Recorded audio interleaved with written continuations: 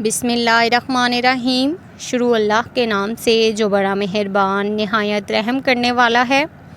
اچھی کہانی اور واقعات کے لیے چینل سبسکرائب کریں۔ کھرک سنگھ کے کھرکنے سے کھرکتی ہیں کھڑکیاں۔ آپ نے یہ مقتولہ تو بچپن سے سنا ہوگا، مگر اس کے پیچھے کی داستان کا نہیں پتہ ہوگا۔ کھرک سنگھ پٹیالہ کے مہاراجہ کے ماموں تھے۔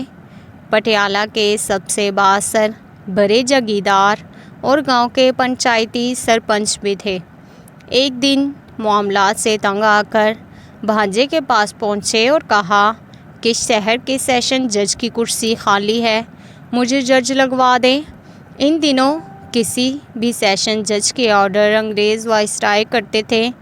بھانجے سے چٹھی لکھوا کر کھرک سنگھ وائسرائے کے پاس جا پہنچے۔ وائسرائے نے خط پڑھا۔ وائسرائے نام کھرک سنگھ، وائسرائے تعلیم کھرک سنگھ، تسی مینوں جج لانا ہے یا اسکول ماسٹر؟ وائسرائے ہنستے ہوئے، سردار جی میرا مطلب قانون کی کوئی تعلیم حاصل کی ہے یا نہیں؟ اچھے برے کی پہچان کیسے کرو گے؟ کھرک سنگھ نے مونچھوں کو تاؤ دیا اور بولے، بس اتنی سی بات، بھلا اتنے سے کام کے لیے گدھوں کی طرح کتابوں کا بوجھ کیوں اٹھاؤں؟ میں سالوں سے پنچایت کے فیصلے کرتا آ رہا ہوں، ایک نظر میں بھلے چنگے کی تمیز کر لیتا ہوں۔ وائسرائے نے سوچا کہ بھلا کون مہاراجہ سے الجھے، جس نے سفارش کی ہے وہ جانے اور اس کا ماموں۔ عرضی پر دستخط کر دیے اور کھرک سنگھ جسٹس کا فرمان جاری کر دیا۔ اب کھرک سنگھ پٹیالہ لوٹے اور اگلے دن بطور جسٹس کمرہ عدالت میں پہنچے۔ اتفاق سے پہلا کیس قتل کا تھا۔ کٹہرے میں ایک طرف 4 ملزم اور دوسری جانب ایک روتی خاتون تھی۔ جسٹس صاحب نے کرسی پر براجمان ہونے سے پہلے فریقین کو غور سے دیکھ لیا اور معاملہ سمجھ گئے۔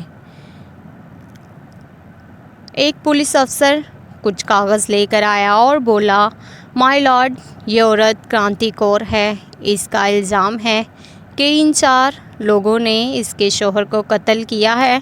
جسٹس کھرک سنگھ نے عورت سے تفصیل پوچھی۔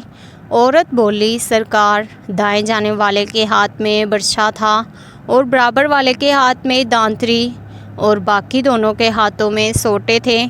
یہ چاروں کماد کے اولے سے نکلے اور قسم کو مار مار کر جان سے مار دیا۔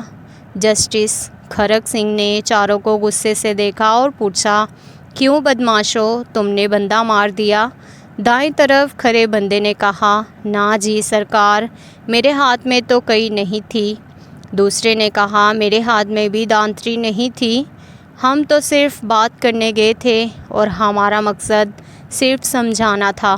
کھرک سنگھ نے غصے سے کہا، جو بھی ہو، بندہ تو مر گیا نا۔ پھر قلم پکڑ کر کچھ لکھنے لگے تو اچانک ایک کالا کوٹ پہنے شخص کھڑا ہوا اور بولا، مائی لارڈ رکیے، یہ کیس بڑا پیچیدہ ہے۔ یہ ایک زمین کا پھڈا تھا اور جس زمین پر ہوا وہ زمین بھی ملزمان کی ہے، بھلا مقتول وہاں کیوں گیا؟ جسٹس کھرک سنگھ نے پولیس افسر سے پوچھا، یہ کالے کوٹ والا کون ہے؟ جناب، یہ ان چاروں کا وکیل ہے۔ پولیس والے نے جواب دیا، تو انہی کا بندہ ہوا نا جو ان کی طرف سے بات کر رہا ہے۔ پھر کھرک سنگھ نے وکیل کو بھی ان چاروں کے ساتھ کھڑے ہونے کا کہا، پھر ایک سطری فیصلہ لکھ کر دستخط کر دیے۔ فیصلے میں لکھا تھا، ان چاروں قاتلوں اور ان کے وکیل کو کل صبح صادق پھانسی پر لٹکا دیا جائے۔